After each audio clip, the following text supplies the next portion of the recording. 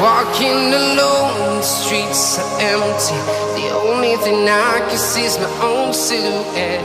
I'm getting stronger, step by step. The clock is... Cerita anak Cindelaras dari Jawa Timur.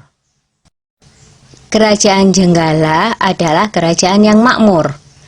Namun, semenjak rajanya yang bernama Raden Putra memiliki selir, semua jadi berubah. Kerajaan yang tadinya tenang, kini selalu bermasalah. Selir raja yang iri dengan permaisuri menjadi dalang semua masalah tersebut. Selir raja ingin mengusir permaisuri dari istana. Suatu ketika, selir bersama tabib raja memfitnah permaisuri. Maaf Paduka, seseorang menaruh racun ke dalam minuman selir. Tidak ada pelayan Paduka yang berani masuk ruangan ini kecuali permaisuri, kata tabib dengan meyakinkan. Raden Putra sangat terkejut dan marah mendengar itu. Ia memerintahkan patihnya untuk membuang permaisuri ke hutan. Untunglah Sang Patih adalah seorang yang bijaksana. Ia sebenarnya tidak tega meninggalkan permaisuri yang sedang mengandung sendirian di hutan. Maafkan hamba permaisuri, hamba tidak punya pilihan lain, kata Patih. Patih membuatkan rumah kecil untuk permaisuri dan kemudian meninggalkannya. Setelah beberapa bulan di hutan, sang putri melahirkan seorang anak laki-laki. Anak itu diberi nama Cinderalas. Karena lahir dan tumbuh di hutan, Cinderalas berteman dengan binatang-binatang di hutan itu. Suatu hari, di saat asik bermain, seekor burung Raja Wali menjatuhkan sebutir telur. Cinderalas mengambil telur itu dan bermaksud menetaskannya.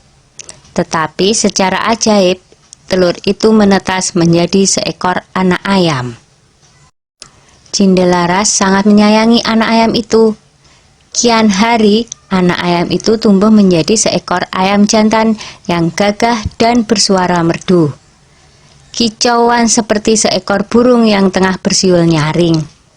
Yang lebih mengejutkan adalah, setelah bersiul nyaring, ayam itu berkokok. Kukuruyuk!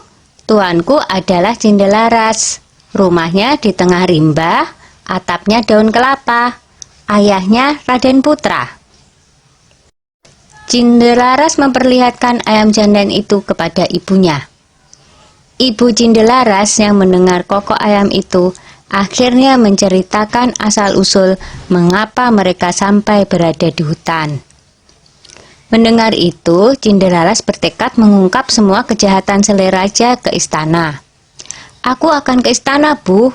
Aku yakin kebenaran akan menang, dan kejahatan akan mendapatkan hukuman yang setimpal. Setelah diizinkan oleh ibunya, Cinderalas berniat pergi ke istana membawa ayam jantannya.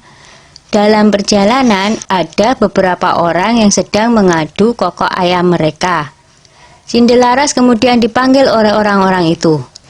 Ayo, kalau berani, adulah kokok ayam jantanmu dengan ayamku. Ayam siapa yang paling keras suaranya? Tantang orang itu. Baiklah, jawab Cinderalas. Ketika diadu, ternyata ayam jantan Cinderalas berkokok lebih keras. Ia mengalahkan semua lawannya satu persatu. Ayam Cinderalas tak terkalahkan.